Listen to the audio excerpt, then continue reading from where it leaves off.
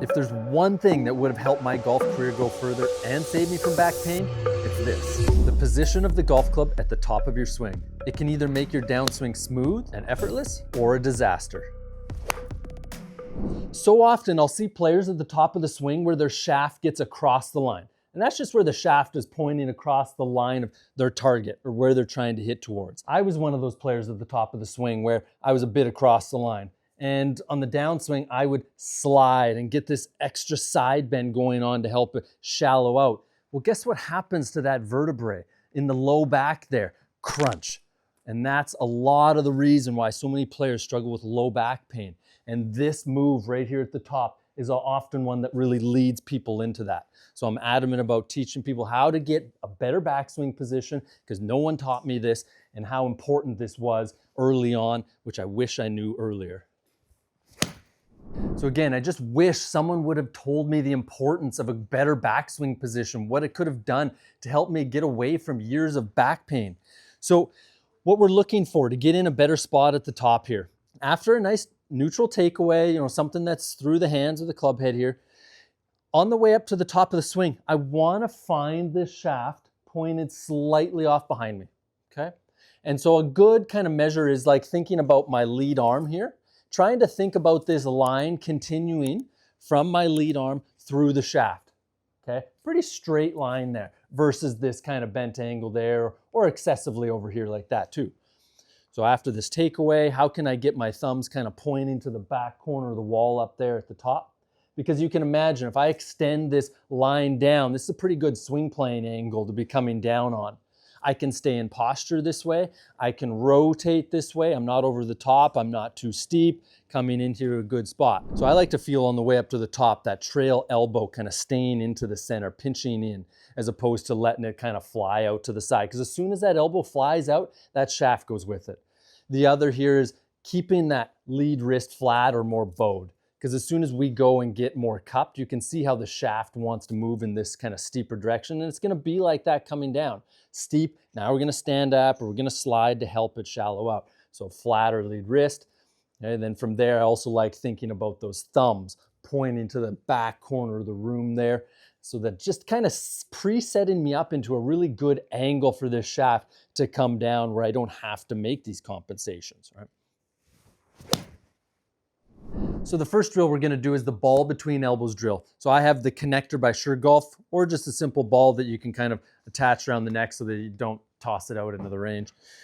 Essentially just throwing this ball in between the elbows, okay, high up on the forearms. And the whole idea here is that I want to make sure at the top of the swing, that trail elbow, my right elbow, is the one pushing into the center, right? I'm really trying to work this sensation here. Okay, that's really going to build this feeling to keep that trail elbow in, which gives me a chance to have that shaft flatter, as opposed to letting that right trail elbow go, which tips that shaft over. And then from here, with the ball in there, we're not necessarily looking, I'm not looking to go and make these full big swings and hit the ball really far. Just kind of going, getting some reps here, doing some small swings. We're just trying to feel the sensation at the top of the swing to pinch that ball into the center with that trail arm. Great if we can see it in the mirror, but you're just training. I really feel it in the back of my shoulder, my rotator cuff a lot as I get up there at the top. Already kind of starting to burn, and that's great because now I know I'm using the correct muscles to kind of get me in position here. And from here, just going ahead and hitting some soft shots. Okay. Again, it doesn't have to be great. You don't have to hit good shots. It's just trying to train the feeling. I think, the ball around having something around the neck, we're not scared of throwing the ball out there is always good into the range. Up here on the top deck, I don't really want to have this thing flying out.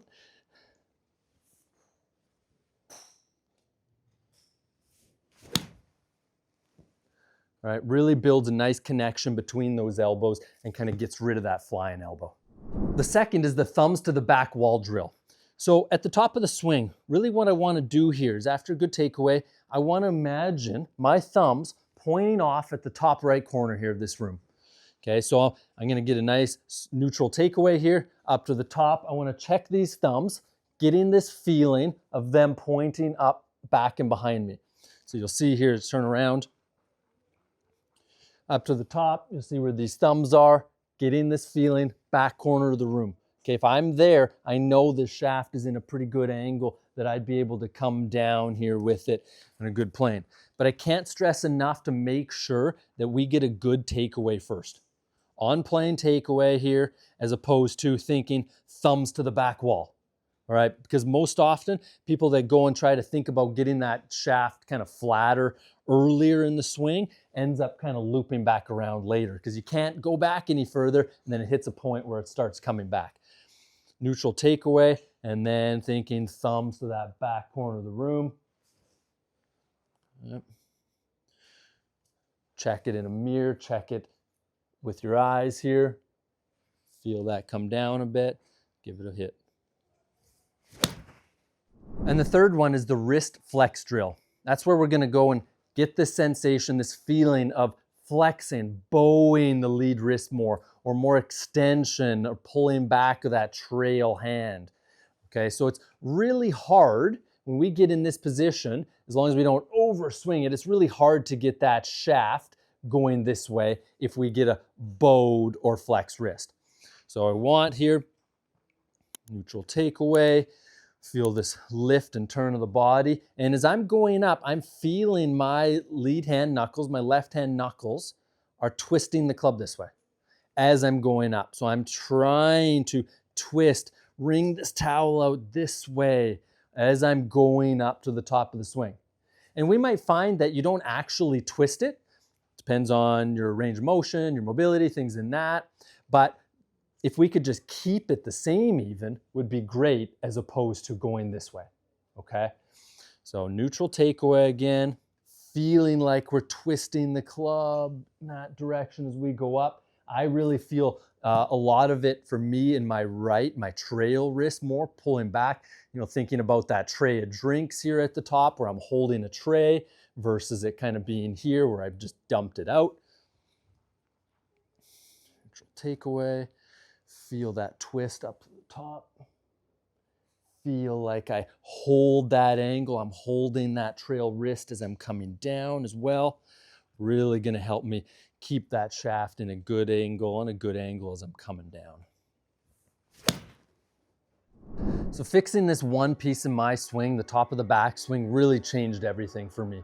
That's now kept me pain-free in my low back. That's now made it easier for me to go and play golf day in, day out without even practicing and kind of having a repetitive golf swing without hitting these big misses that I'd get when I was across the line and kind of compensating for it. So make sure to use a camera, use a mirror, whatnot, check these angles, check the positions, get the feelings there.